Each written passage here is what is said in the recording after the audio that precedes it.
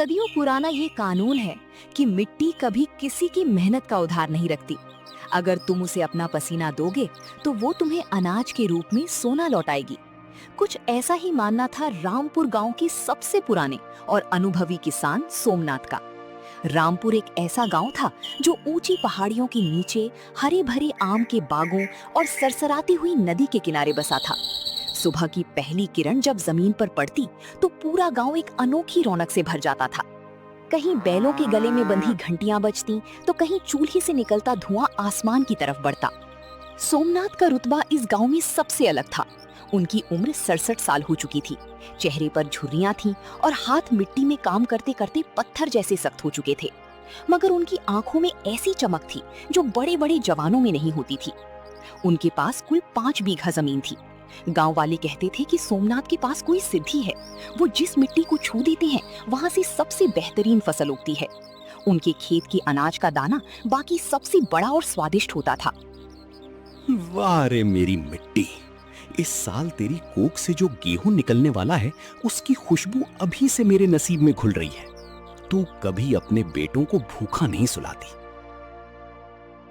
सोमनाथ का एक ही बेटा था जिसका नाम था अमित। अमित 20 साल का एक पढ़ा लिखा जवान था। उसने पास के शहर से अपनी पढ़ाई पूरी की थी, लेकिन पढ़ाई ने उसे समझदार बनाने की बजाय उसके अंदर अपनी गांव और खेती के प्रति एक चिढ़ पैदा कर दी थी।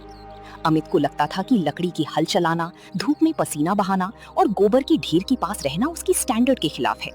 वो हमेशा शहर की ऊंची इमारतों, चमचमाती सड़कों और एसी केबिन के सपने देखा करता था। एक दोपहर का वक्त था। सूरज पूरी आग उगल रहा था। सोमनाथ सुबह 5 बजे से खेत में काम कर रहे थे। उनका बदन पसीने से तरबतर था। अमित उनके लिए घर से खाना लेकर आया था, लेकिन उसके चेहरे पर गुस्सा और चिढ़ साफ दिखाई दे रही थी। वो खेत की मेड़ पर लगे एक नीम के पेड़ के नीचे बैठ गया और अपने जूतों पर लगी मिट्टी को एक लकड़ी से साफ करने लगा। पिताजी, आपका ये काम देखकर मेरा खून खौल उठता है। इतनी कड़ी धूप में आप इस उम्र में भी यहाँ गधों की तरह मेहनत कर रहे हैं, और बदले में क्या मिलता है? बस 2 वक्त की रोटी और कुछ हजार रुपए साल के। मुझे समझ नहीं आता कि आपको इस मिट्टी से इतना मोह क्यों है।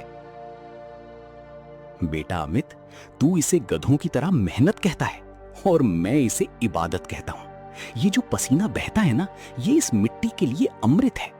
तू शहर से पढ़कर आया है, इसलिए तुझे लगता है कि पैसा ही सब कुछ है। मगर याद रख, शहर के लोग कागज के नोट खाकर पेट नहीं भरते, खाते तो इस मिट्टी का उगाया अनाज ही है। पिताजी, आप मुझे ये पुराने जमाने की बातें मत सिखाइए। मेरे साथ के जितने लड़के शहर गए थे, उनमें से कोई आज बड़ी कंपनी में मैनेजर है, कोई कार में घूमता है।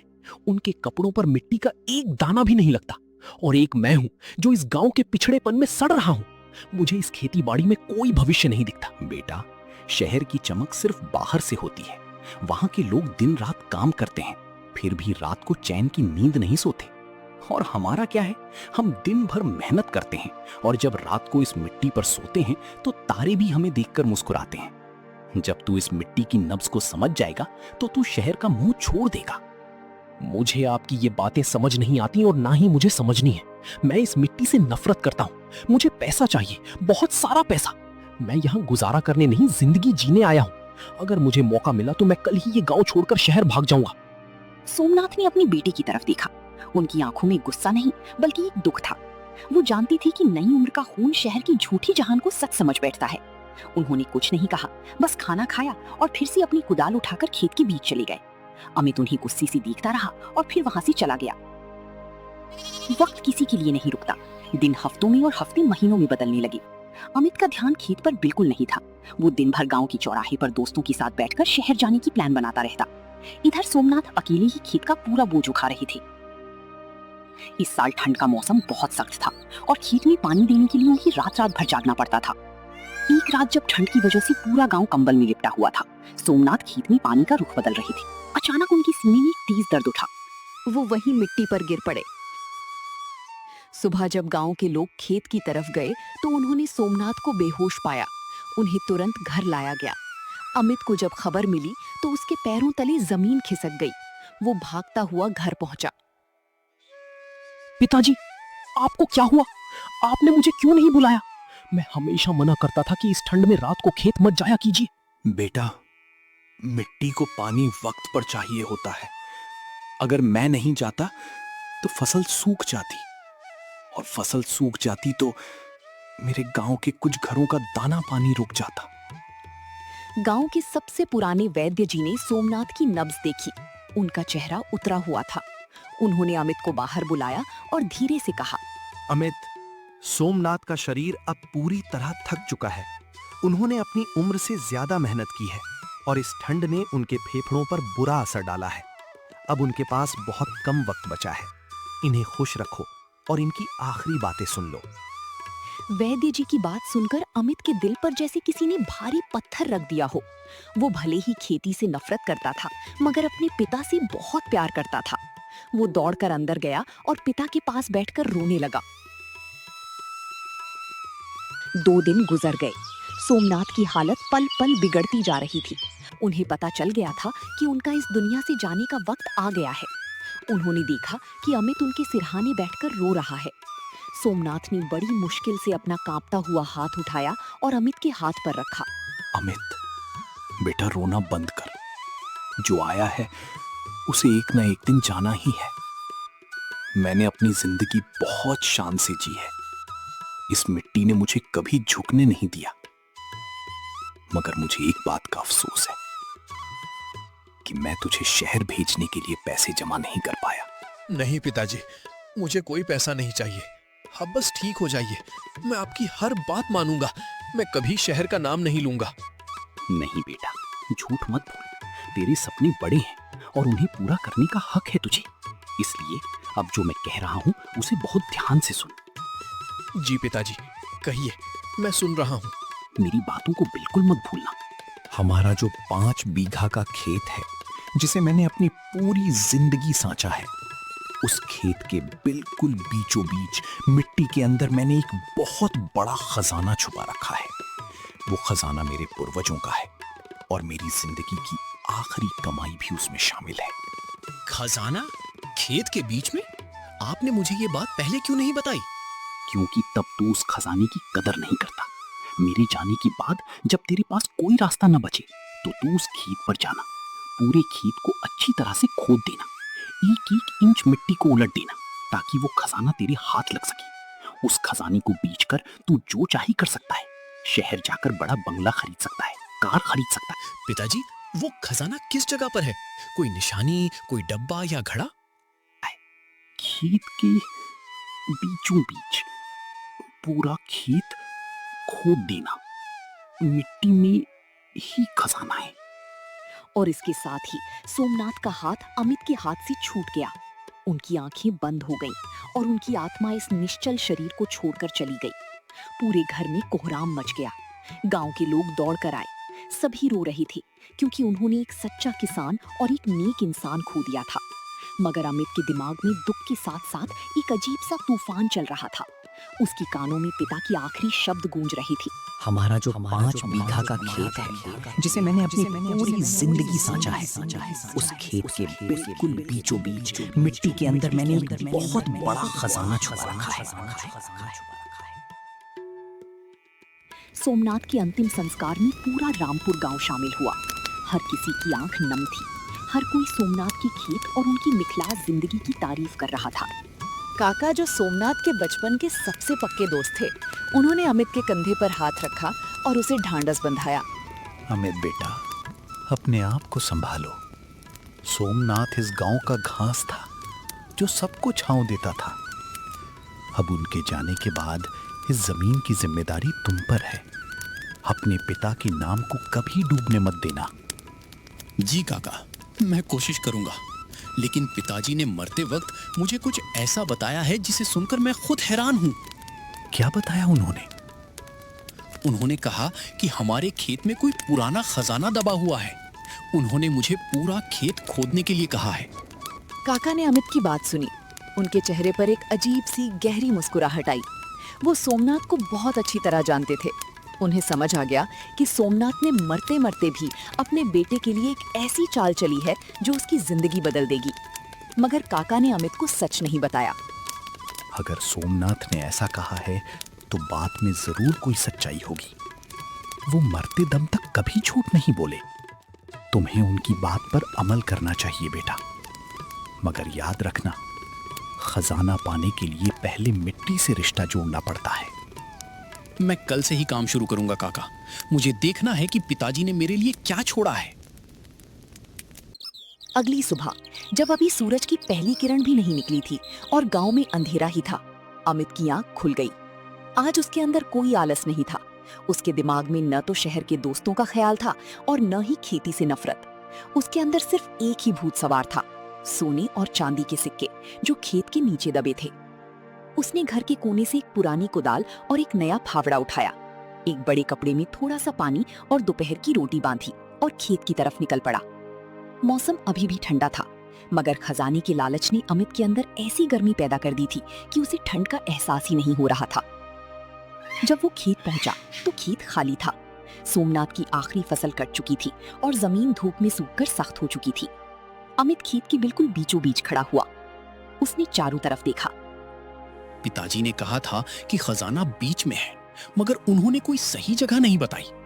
इसका मतलब मुझे यहाँ से शुरू करके पूरे 5 बीघा खेत को खोदना पड़ेगा। अगर मैं कहीं भी छोड़ दूंगा तो हो सकता है खजाना वहीं रह जाए। चलो अमित, आज से तुम्हारी किस्मत बदलने वाली है। इस मिट्टी को हमेशा के लिए छोड़ने का वक्त आ गया है। अमित ने अपनी कुदाल हाथ में ली, दोनों हाथों पर थोड़ा थूक लगाया ताकि पकड़ अच्छी बनी और पूरी ताकत से पहला वार जमीन पर किया। जमीन बहुत सख्त थी। कुदाल के लगते ही एक छोटा सा पत्थर उछलकर उसके चेहरे पर लगा और मिट्टी की एक छोटी सी परत उखड़ी। अमित की हालत खराब होने लगी, मगर उसकी आंखों के सामने सोने की चमक थी। उसने दोबारा वार किया, फिर तीसरा, और इस तरह रामपुर गांव के उस खेत में खजाने की एक ऐसी जुनूनी खोज शुरू हुई जिसका अंजाम अभी कोई नहीं जानता था। अमित ने थकना छोड़ दिया था। जब इंसान के दिमाग पर लालच और उम्मीद का भूत सवार हो जाता है तो उसे ना तो जिस्म का दर्द महसूस होता है और ना ही मौसम की सख्ती। अमित के साथ भी बिल्कुल यही हो रहा था। पहले जहां वो धूप में निकलने से कतराता था, आज वही अमित सूरज निकलने से पहले ही खेत में खड़ा मिलता था। खेत के बीचों बीच से शुरू हुई खुदाई अब धीरे धीरे बाकी हिस्सों की तरफ बढ़ने लगी थी। सोमनाथ का वो 5 बीघा का खेत जो कभी सुनहरी फसल के लिए जाना जाता था, अब किसी मिट्टी के किले की तरह खोदा जा रहा था। अमित का एक ही नियम था, सुबह के 5 बजे से शाम के 7 बजे तक बिना रुके कुदाल चलाना। उसने खेत को अलग अलग हिस्सों में बांट दिया था। पहले उसने बीच का 1 बीघा खोदा जहां मिट्टी पथरीली थी। कुदाल जब पत्थर से टकराती तो चिंगारियां निकलती। हर बार जब कुदाल किसी सख्त चीज से टकराती, अमित का दिल तेजी से धड़कने लगता कि शायद खजाना मिल गया। मगर जब वो मिट्टी हटाता तो वहां सिर्फ एक बड़ा पत्थर निकलता। गांव एक ऐसी जगह होती है जहां कोई भी बात छुपी नहीं रहती। जब गांव वालों ने देखा कि सोमनाथ का बेटा, जो कभी खेत की मेड़ पर बैठना पसंद नहीं करता था, आज दिन रात मिट्टी उलट रहा है, तो तरह तरह की बातें शुरू हो गईं। गांव की चौपाल पर जहां लोग शाम को हुक्का पीने जमा होते थे, अब सिर्फ अमित ही चर्चा का विषय था। भैया, तुमने सोमनाथ के लौंडे को देखा? मुझे तो लगता है बाप के जाने के बाद उसका दिमाग सरक गया है। पूरे खेत को ऐसे खोद रहा है जैसे कोई कुआं बना रहा हो। हाँ भाई, मैंने भी देखा। लोग कह रहे हैं कि सोमनाथ मरते मरते उसके कान में कोई जादू टोना फूंक गए हैं, वरना जो लड़का गोबर से डरता था वो आज मिट्टी में सड़ रहा है। बात कुछ अजीब है। काका भी उसी चौपाल पर बैठी थी। वो लोगों की बातें सुनकर सिर्फ मुस्कुरा रही थी। उन्हें पता था कि अमित पागल नहीं हुआ है, बल्कि उसे उसके बाप की लगाई हुई लालच की बीमारी लग गई है, जिसका इलाज सिर्फ इस खेत की मिट्टी ही कर सकती थी। तुम लोग उस पर हंसना बंद करो। जो भी हो, लड़का मेहनत तो कर रहा है ना। सोमनाथ का बेटा है, कुछ सोच कर ही कर रहा होगा। तुम लोग अपना काम देखो। काका ने लोगों को तो शांत कर दिया, मगर उन्हें खुद अमित की फिक्र हो रही थी। वो जानती थी कि बिना सही दिशा की गई मेहनत इंसान को तोड़ देती है। वो अगले ही दिन अमित से मिलने खेत पर पहुंची। खेत पर अजीब दृश्य था। खेत का लगभग 2 बीघा हिस्सा 2-2 फीट गहरा खोदा जा चुका था। अमित मिट्टी की एक ढेर के पास बैठा सांस ले रहा था। उसका चेहरा धूप से काला पड़ चुका था, बाल बिखरे हुए थे और कपड़े मिट्टी से ऐसी सनी थी कि उनका असली रंग पहचानना मुश्किल था। अमित बेटा, जरा रुको, पानी पियो। काका आप, प्रणाम। कहिए, कैसे आना हुआ? मैं तो बस देखने आया था कि तुम्हारे खजाने की खोज कहां तक पहुंची। तुमने तो पूरे खेत का नक्शा ही बदल दिया है।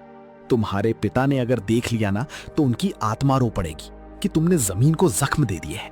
नहीं काका, पिताजी ने खुद मुझसे कहा था। उन्होंने कहा था कि अगर मैं पूरा खेत नहीं खोदूंगा तो मुझे वो खजाना नहीं मिलेगा। मैं उनकी आखिरी ख्वाहिश पूरी कर रहा हूं और मुझे पूरा यकीन है कि खजाना इसी खेत में है। बस थोड़ा और वक्त लगेगा। बेटा अमित, मैं तुम्हारे पिता का सबसे पुराना दोस्त था। मैं उन्हें तुमसे ज्यादा जानता हूँ। सोमनाथ कभी ऐसी चीजों में यकीन नहीं रखता था जो जमीन से अलग हो। तुमने 2 बीघा जमीन खोद दी, तुम्हें कुछ मिला? अभी नहीं मिला काका, मगर इसका मतलब ये नहीं कि वहां कुछ नहीं है। अभी 3 बीघा खेत बाकी है। मैं खेत का एक एक तिनका उलट दूंगा। जब तक मुझे वो सोने का घड़ा नहीं मिलता, मैं चैन से नहीं बैठूंगा। अच्छा एक बात बताओ, अगर पूरा खेत खोदने के बाद भी कुछ ना मिला तो क्या करोगे? क्या फिर से शहर भाग जाओगे? मिला कैसे नहीं? उन्होंने झूठ नहीं बोला होगा। उन्होंने मरते वक्त मुझसे वादा किया था। ठीक है, तुम अपनी खोज जारी रखो, मगर एक बात याद रखना, मिट्टी को जितना गहरा खोदोगे उसकी ताकत उतनी ही बढ़ जाती है। इस मेहनत को जाया मत होने देना। काका की जाने के बाद अमित के अंदर एक अजीब सा डर बैठ गया। अगर खजाना नहीं मिला तो? इस डर ने उसकी मेहनत को जुनून से बदलकर पागलपन में डाल दिया। अब उसने खाना पीना भी कम कर दिया था। वो सुबह घर से सिर्फ 2 रोटी लेकर निकलता और दोपहर को बिना छांव में बैठे खेत में ही खड़े खड़े खा लेता। दूसरा महीना शुरू हो चुका था। मौसम बदल रहा था। गर्मी अपनी चरम सीमा पर थी। गांव के बाकी किसान अपने घरों में दोपहर को आराम करते, मगर अमित खेत में कुदाल चला रहा होता था। उसका शरीर बहुत कमजोर हो चुका था। उसकी हड्डियां दिखने लगी थीं, मगर उसकी आंखों का वो लालच अभी भी जिंदा था। उसने लगभग 4 बीघा खेत खोद डाला था। खेत में जगह जगह मिट्टी के बड़े बड़े ढेर लग गए थे। 4 बीघा हो गया, कुछ नहीं मिला।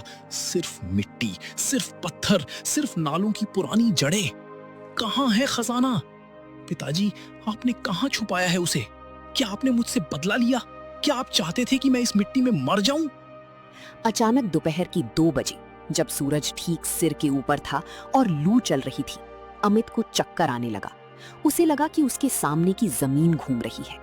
उसने कुदाल को पकड़ने की कोशिश की, मगर उसके हाथों ने जवाब दे दिया। कुदाल हाथ से छूट गई और अमित भड़भड़ाकर खेत की उसी नरम मिट्टी पर बेहोश होकर गिर पड़ा। उसी वक्त वहां से गुजर रहे कुछ गांव वालों ने उसे गिरते हुए देखा। वो चिल्लाते हुए खेत की तरफ दौड़। अरे दौड़ो, सोमनाथ का बेटा गिर गया, जल्दी आओ, पानी लाओ।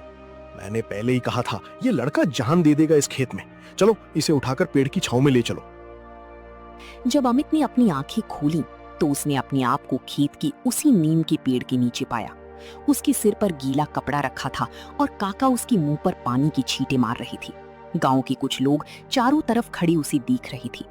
अमित ने जैसे ही होश संभाला, उसने सबसे पहले अपने खेत की तरफ देखा। खजाना? क्या किसी को कुछ मिला? क्या खुदाई में कोई डब्बा निकला? नहीं अमित बेटा, कुछ नहीं निकला। तुम बेहोश हो गए थे धूप की वजह से। अगर ये लोग वक्त पर नहीं आते तो आज तुम्हारा प्राण ही निकल जाता। चलो अब ये पागलपन बंद करो और घर चलो। नहीं, मैं घर नहीं जाऊंगा। मेरे पिता ने मुझसे धोखा किया। उन्होंने मरते वक्त भी मुझसे झूठ बोला। उन्होंने मुझे इस मिट्टी का गुलाम बनाने के लिए ये झूठी कहानी सुनाई। मैं नफरत करता हूं उनसे। मैं नफरत करता हूं इस खेत से। अमित वहीं मिट्टी पर बैठकर बच्चों की तरह रोने लगा।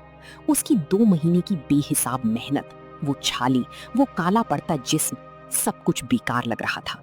उसे लगा कि वो हार गया है। गांव के लोग उसे देखकर अफसोस जता रहे थे और कुछ लोग पीठ पीछे हंस भी रहे थे।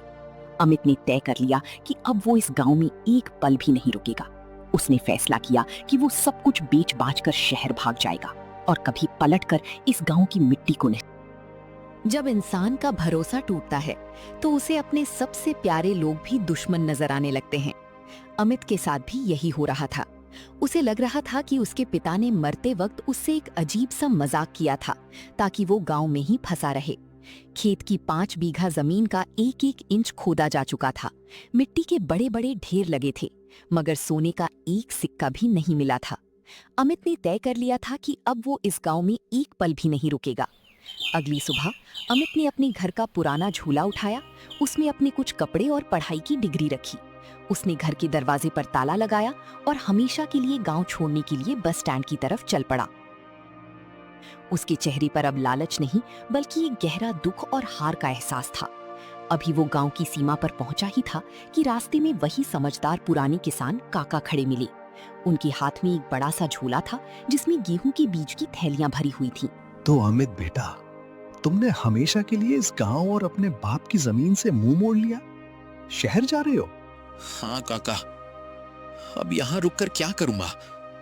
इस गांव ने मुझे सिर्फ दुख और थकान दी है।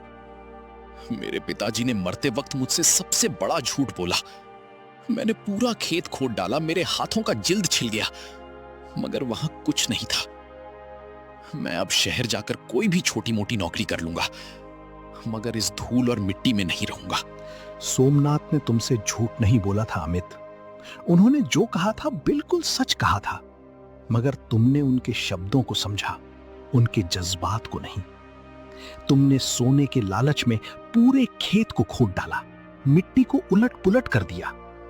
क्या तुमने देखा है कि इस वक्त तुम्हारे खेत की मिट्टी कैसी दिख रही है? कैसी दिखेगी काका? किसी खंडर जैसी दिख रही है जहां जगह जगह मिट्टी के ढेर है। नहीं बेटा, तुम्हारी 2 महीने की मेहनत ने उस मिट्टी को इतना नरम, मुलायम और उपजाऊ बना दिया है जितना सोमनाथ सालों में नहीं कर पाए थे। तुमने बिना जाने खेत की इतनी गहरी खुदाई कर दी है कि जमीन के अंदर का सबसे ताकतवर हिस्सा अब ऊपर आ चुका है। मौसम ने भी करवट ली है। आज रात को बारिश होने के पूरे आसार हैं। बस इस मिट्टी में ये बीज डाल दो, मिट्टी तुम्हें खुद जवाब देगी। नहीं काका, मुझे अब इस खेती बाड़ी के चक्कर में नहीं पड़ना। मुझे सोना चाहिए था, अनाज नहीं। मेरा एक कहना मान लो अमित, अगर इस बार फसल अच्छी नहीं हुई और तुम्हारी मेहनत का पैसा नहीं मिला, तो शहर जाने का सबसे अच्छा टिकट और वहां शुरुआती खर्च का पूरा पैसा मैं अपनी जेब से दूंगा। लेकिन अगर तुम बिना बीज बोई गए, तो तुम्हारे पिता की आत्मा को लगेगा कि उनका बेटा सच में हार गया। काका के इस प्रस्ताव और उनकी बातों ने अमित को थोड़ा सोचने पर मजबूर कर दिया। उसके अंदर का स्वाभिमान जाग उठा। उसने सोचा कि अगर मैं अभी भाग गया तो पूरा गांव मुझे हमेशा के लिए बुज़दिल और पागल कहेगा। उसने अपना झूला नीचे रखा और काका के हाथ से बीजों की थैली थाम ली। अमित ने उस दिन शहर जाने का फैसला बदल दिया और सीधा खेत पहुंचा। काका ने गांव के 2 और लड़कों को मदद के लिए भेज दिया था ताकि मिट्टी के ढेरों को बराबर करके उनमें बीज बोई जा सके। अमित ने एक बार फिर से फावड़ा उठाया, मगर इस बार उसके दिमाग में सोने का घड़ा नहीं बल्कि काका को अपनी मेहनत दिखाने का जुनून था। उन सब ने मिलकर अगले 2 दिनों में पूरे 5 बीघा खेत को बराबर किया और उसमें गेहूं की सबसे बेहतरीन किस्म के बीज बो दिए। जैसे ही बीज बोने का काम पूरा हुआ, काका की भविष्यवाणी सच साबित हुई। आसमान में काले बादल घिराए और रामपुर गांव में एक बेहद प्यारी और झूमकर बारिश हुई। मिट्टी की खुशबू आज ये अजीब नहीं लग रही। काका सही कह रहे थे। मैंने खेत को इतना गहरा खोदा था कि बारिश का पानी सीधा जमीन के अंदर तक सूख रहा है। लेकिन क्या सच में इसमें से मेरा खजाना निकलेगा? अगले कुछ हफ्तों तक अमित रोज सुबह खेत जाता। अब वो खोदता नहीं था बल्कि खेत की रखवाली करता था।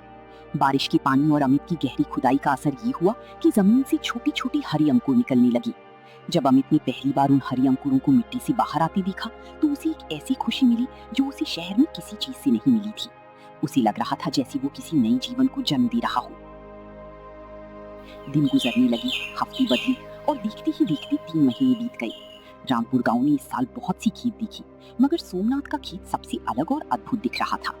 अमित की गहरी खुदाई की वजह से मिट्टी की हरी कण को पूरी धूप, हवा और पानी मिला था, जिसके चलते गेहूं की पौधी बाकी खेतों से दुगनी लंबी और मजबूत थी। उन पौधों पर लगी गेहूं की बालियां इतनी भारी थी कि वे नीचे की तरफ झुक रही थी। जब धूप तेज हुई तो पूरा खेत हरे रंग से बदलकर बिल्कुल सुनहरा हो गया। जब हवा चलती तो ऐसा लगता जैसे खेत में सोने की नदियां बह रही हों। गांव वाले जो कभी अमित पर हंसते थे, अब उनकी आंखें हैरत से फटी की फटी रह गई थीं। भैया रामलाल, तुमने देखा सोमनाथ का खेत? ऐसा लगता है पूरे खेत में सोना बिखरा हुआ है। हमारे खेतों में तो इसका आधा भी अनाज नहीं उगा। सोमनाथ का लौंडा तो सच में जादूगर निकला। हाँ भाई, जिस लड़के को हम पागल समझ रहे थे, उसने मिट्टी से सच में सोना निकाल दिया। ऐसी फसल तो खुद सोमनाथ ने अपने पूरे जीवन में नहीं उगाई थी। फसल काटने का दिन आया। अमित ने गांव के मजदूरों के साथ मिलकर दिन रात एक करके फसल काटी। जब अनाज के दानों को अलग किया गया तो 5 बीघा से इतना गेहूं निकला जिसे देखकर मंडी के बड़े बड़े आड़ती भी दंग रह गए। अमित ने सारा अनाज ट्रैक्टर में लादा और शहर की सबसे बड़ी मंडी की तरफ निकल पड़ा। शहर की मंडी में अमित का गेहूं देखते ही बोली लगने लगी। उसके गेहूं का दाना इतना मोटा और साफ था कि सभी बड़े व्यापारी उसे ही खरीदना चाहते थे। कुछ ही घंटों में अमित का सारा अनाज सबसे ऊंचे दाम पर बिक गया। जब व्यापारी ने अमित के हाथ में पैसों से भरा डिब्बा और चेक थमाया तो अमित की आंखें फटी की फटी रह गईं। ये लो अमित बेटा, तुम्हारी फसल के पैसे। पूरे इलाके में इस साल ऐसी फसल किसी ने नहीं उगाई है। अगर हर साल ऐसा अनाज लाओगे तो तुम्हें कभी किसी के आगे हाथ फैलाने की जरूरत नहीं पड़ेगी। तुमने तो मिट्टी को सोना बना दिया। अमित ने पैसे लिए और बिना कुछ बोले ट्रैक्टर में बैठकर सीधा अपने गांव रामपुर की तरफ भागा। उसका दिल तेजी से धड़क रहा था। वो घर नहीं गया, वो सीधा अपने खेत पर पहुंचा जहां काका पहले से ही बैठे उसका इंतजार कर रहे थे। काका, काका, देखिए ये क्या है? मंडी के सबसे बड़े व्यापारी ने मुझे इस फसल के इतने पैसे दिए हैं। इतने पैसे मैंने अपने पूरे जीवन में एक साथ नहीं देखे। मैं शहर जाकर 2 साल में भी इतना नहीं कमा पाता। तो अमित बेटा, क्या तुम्हें तुम्हारा खजाना मिल गया या अभी भी तुम्हारे पिता ने झूठ बोला था? नहीं काका, पिताजी ने बिल्कुल सच कहा था। खजाना किसी डब्बे या गढ़े में नहीं था। खजाना तो इस मिट्टी में ही था।